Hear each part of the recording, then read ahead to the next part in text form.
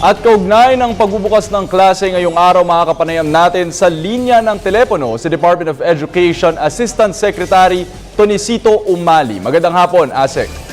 Magandang hapon sa iyo, JC, at sa lahat ng ating mga nanonood. Magandang hapon din po. Assistant Secretary, ano ho ang assessment ng DepEd sa school opening natin ngayong araw? So far, it's going on very smoothly.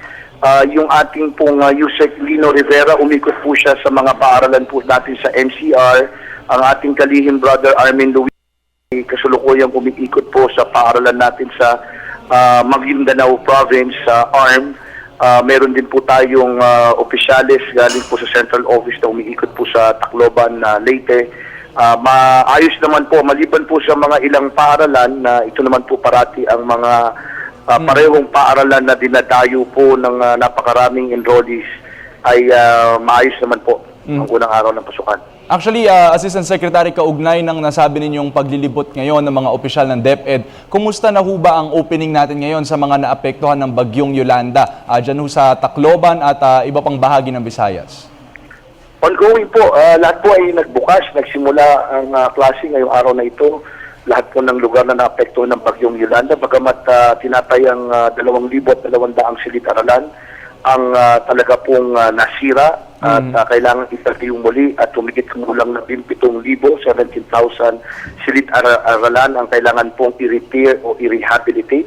Ongoing po yan ay yung mga hindi po natin naipatayo at hindi po nakumpuni ng total ay nagpatayo po tayo ng tamang dami ng makeshift classrooms. Hence, nag-deploy po tayo para magsilbing temporary learning spaces sa ating mga anak. Naging mahusay naman po ang unang araw ng pasukan so far. And dito naman, Assistant Secretary, sa Zamboanga, na dumaan din sa nangyaring Zamboanga siege last year. Kumusta ho ang ginagawa ng DepEd ngayon para sa school opening doon? Ongoing din po yung school construction po natin dyan at maayos naman so far ang feedback po sa atin pati po dyan sa lugar na yan. At pati rin po dito sa mga naging biktima ng lindol, lalong-lalo na po sa lalawigan ng Bohol. And Assistant Secretary, sa kasalukuyan, meron hong kilos protesta na gagawin daw ho ang ilan sa ating mga guro. Ito ho yung mass leave nila ukol sa aumento sa pasahod ngayong araw. Mga alas 2 ho ata nila in-schedule yon. So malamang nangyayari na ho yun sa kasalukuyan. Ano ho ang steps na ginagawa ngayon ng DepEd tungkol dito? Ang pagkakaunawa ko po ay wala pong leave. Ngunit ang ating pong opisyal na pahayag po dyan ay ating kinikilala ang kalayaan, ang karapatan ng ating pong mga guro na ipahayag po ang kanilang damdamin. Mayroon pong dialogo tayong inaayos kasama po ang ating mga leader ng ating kagawaran. At inaasahan po natin na maayos din po ito. Alam mo, parati po namin sinasabi, Mr. CC, na ang ating guro, kahit na hindi po nila sila gumawa ng kahit anong pagkilos na isa sa alang-alang ang interest ng maski sila po yung nagpapahayag ng kanilang sentimiento, hindi po nila ginagawa ito sa isang pamamaraan na madidisrupt ang ating mga klase. At yan po ang nangyari papahayag ng kanilang mga sasakin sa isa pong mapayapang parang at yan ay nire-respeto po namin. And Assistant Secretary, tingin nyo ba posible yung hinihingi nila na aabot ng 25,000 yung sa ating mga guro? Kailangan pong pag-usapang mabuti kasi pag pinag-usapan ng pagtataas ng sweldo po ng guro o sweldo ng kawani ng ating pamahalaan, kailangan pong amyendahan yung tinatawag nating Salary Standardization Law. Ang ibig sabihin po niyan, lahat po ng kung pag-usapan natin yung entry level ng ating mga guro, Teacher 1, Salary Grade 11, nais po nating itaas yan, ay dapat po itaas ang lahat po ng mga kawani ng pamahalaan na nasa Salary Grade 11. Hindi po lamang yan, kasamang JC, kapag itinaas niyo po ang Salary Grade 11, lahat ng kawani ng pamahalaan, dapat din niyo pong itaas yung mga nasa taas ng Salary Grade 11.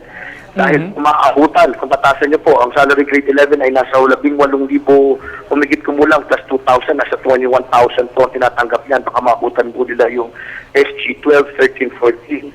At yun po yung nasa ilalim nila, masyadong maiiwan. Ang ibig sabihin po niyan, lahat po ng ating kawani ay dapat pong mataasan ng sweldo. Yan po ay ating sinusuportahan, ngunit kailangan pong pag-usapan pong buti yan. Alright, Asek, sa kasalukuyan ho ba, meron na tayong figures kung ilan na nga ho ba ang pumasok ating mga enrollees ngayong araw?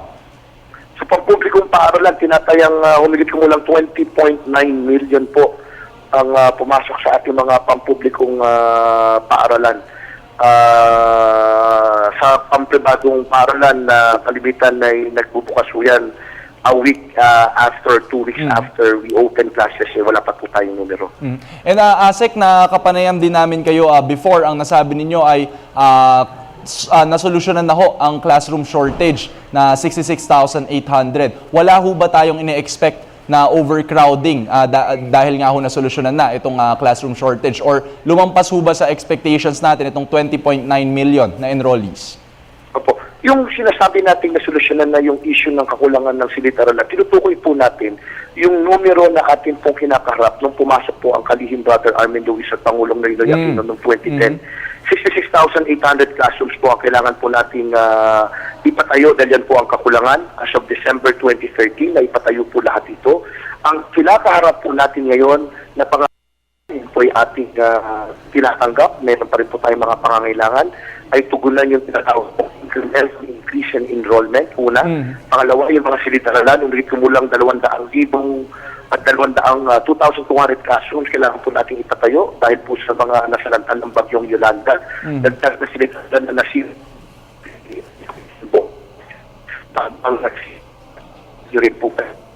Asek? Opo. Yes. Asek, pwede ubang pakiulit lang nung figures na kailangan nating solusyonan. So 2,200 na classrooms dahil ho sa mga nasalanta ng bagyo. Pagkatapos ho nun, ano pa ho yung shortage natin? Sa Bohol, lalawigan ng Bohol, sa Zamboanga areas, yung mga nasira pong silid-aralan, yan pa rin po ang ating mga panibagong silid-aralan na ating pong kinakailangang ipatayo. At ang panghuli po ay kailangan po nating harapin yung sinasabi nyo pong overcrowding, dahil po yan ay kalimitan nangyayari sa totoo po lamang sa kalungsuran at wala na pong cases. Yan po ang challenge po ngayon. Bagamat yan po ang sitwasyon sa ating mga lungsod na wala na pong spasyo na mapapagtayuan ng silid-aralan, ang hamon po ay kung paano ma-distribute po ng tama ang ating mga makaral. Dahil national average po, kauntan naman natin the ratio of 1:9 for the elementary, nasa 1:45 po dapat yan. At 1:50 sa high school. Yan ay katanggap-tanggap pa rin po. But that's the national average. Alright. Kailangan po talagang harapin din yung mga issues na nabanggit po, lalong-lalo na po sa mga lugar na wala na po buildable spaces. Okay, sana nga masolusyonan natin yan sa lalong mabilis sa panahon. Assistant Secretary Tony Cito Umali, meron ho ba kayong mensahe para sa ating mga tagapanood? Brother Armin Luisro, ng edukasyon, makakaasa po ang ating mga magulang na hindi po titigil ang inyong pong kagawaran para gawin ang lahat para masiguro na ang kalidad na basic education na nararapat lamang sa ating mga anak ay ating makamtan. Mabuhay po kayo. Salamat. Okay, maraming salamat. Yan ho si DepEd Assistant Secretary Tony Cito Umali.